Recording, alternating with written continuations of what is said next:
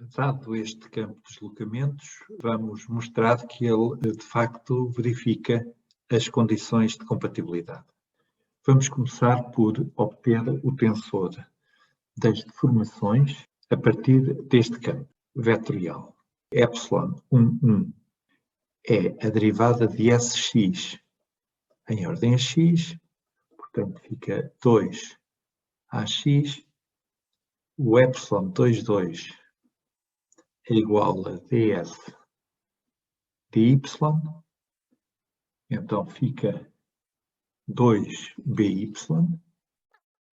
O epsilon zz é igual à derivada de sz em ordem a z, fica então 3mz ao quadrado.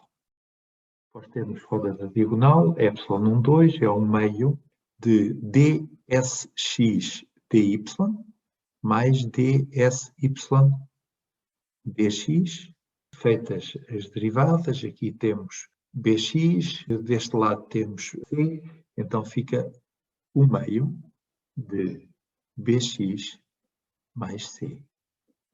O termo epsilon 1/3 é 1/2 da derivada de sx em ordem a z mais a derivada de sz em ordem a x. Este segundo termo dá zero, porque não há dependência em x da terceira componente do vetor s, quanto a este termo também é zero, porque não há dependência em z da componente sx. Então este fica igual a zero.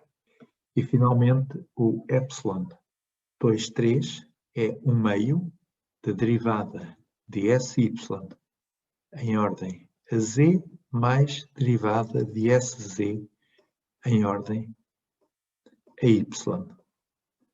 De novo, este termo é zero, mas agora a componente y depende de v e a derivada desta componente em ordem a z é simplesmente m, então fica m/2. O tensor das deformações é então a matriz com os seguintes elementos: 2ax, 1/2 de bx mais c, 0, 1/2 de bx mais c, a matriz é simétrica, 2by, m/2, aqui também m/2, aqui 0, e finalmente 3mz ao quadrado. Quando se pede para averiguar a compatibilidade dos elementos do tensor das deformações, o que se quer dizer fisicamente é se é possível existir uma deformação com estas características.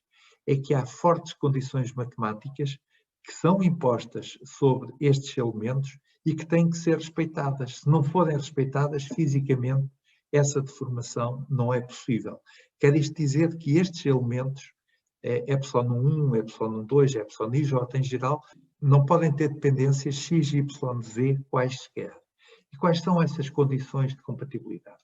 No caso de duas dimensões, já vimos que d2 epsilon 1 dx2 mais d2 epsilon 2 dx1, segunda derivada, é igual a 2 vezes a derivada parcial mista de segunda ordem de epsilon 1,2 dx1 dx2. De forma equivalente, podemos escrever d2 epsilon 1 dx3 mais d2 epsilon 3 dx1, segunda derivada, é 2 vezes a derivada parcial mista de epsilon 1,3 em ordem a x1 e a x3. Terceira equação de compatibilidade, d2 epsilon 2 dx3 2 mais d2 epsilon 3 dx 2, 2, é igual a 2 vezes D2 epsilon 2, 3, dx2, dx3. Há então este primeiro conjunto de equações de compatibilidade, mas há outras mais. Quando estamos a 3 dimensões, ainda se tem de verificar que D2 epsilon 1, 1, dx3, dx2 tem de ser igual a d dx1 de menos d epsilon 2, 3 dx1 mais d epsilon 3, 1 dx2 mais d epsilon 1, 2 dx3. E agora, fazendo uma permutação destes índices, 1, 2 e 3, obtemos mais duas outras equações, designadamente d2 epsilon 2, 2, dx1, dx3 é igual à derivada parcial em ordem a x2 de d epsilon 2, 3, dx1 menos d epsilon 3, 1, dx2 mais d epsilon 1, 2, dx3. Finalmente, d2 epsilon 3, 3, derivada em ordem a x1 e a x2, é igual à derivada em ordem a x3 de d epsilon 2, 3 dx1 mais d epsilon 3, 1 dx2 menos d epsilon 1, 2 dx3. Temos então 1, 2, 3 que formam o primeiro grupo, 4, 5, 6 que formam o segundo grupo, condições a que os elementos desta matriz devem obedecer. O que nós vamos ver agora é se obedecem ou não a essas condições que estão aqui explicitamente escritas. Passei para aqui o tensor das tensões obtido no slide anterior e agora vamos ver se estas equações são verificadas ou não. Se forem verificadas, então esta deformação descrita por este tensor pode existir. De outra forma, pode acontecer que estas condições imponham restrições aos parâmetros A, B, C e M.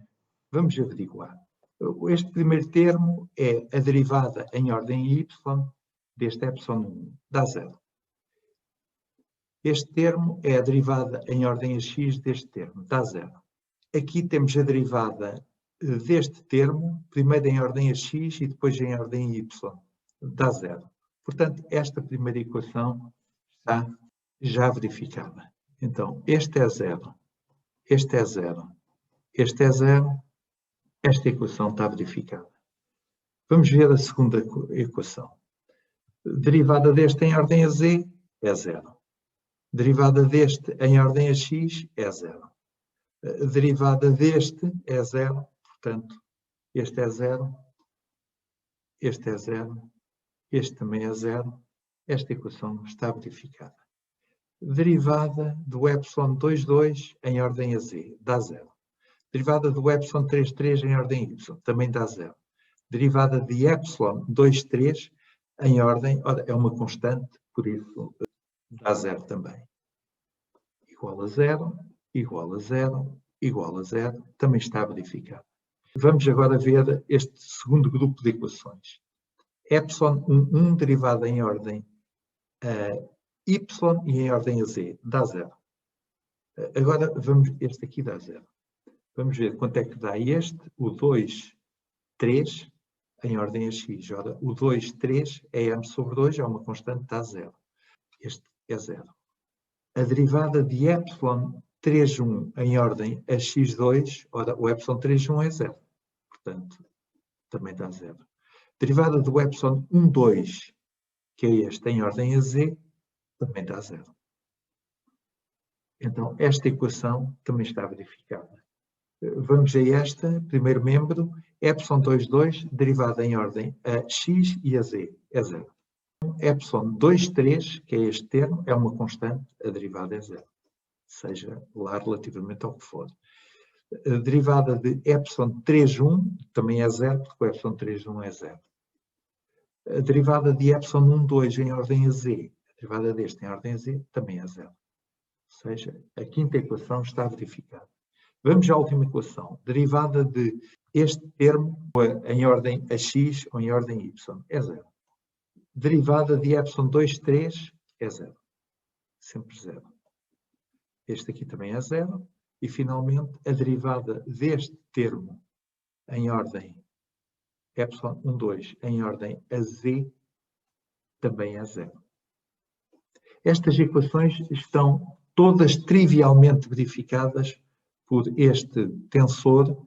Portanto, esta deformação, que é indicada no enunciado, é, do ponto de vista das condições matemáticas a que os seus elementos têm que obedecer, ela é possível sem restrição teórica sobre os parâmetros A, B, C e M. Claro que depois pode haver restrições técnicas, mas não é isso que interessa para a análise que estamos aqui a fazer.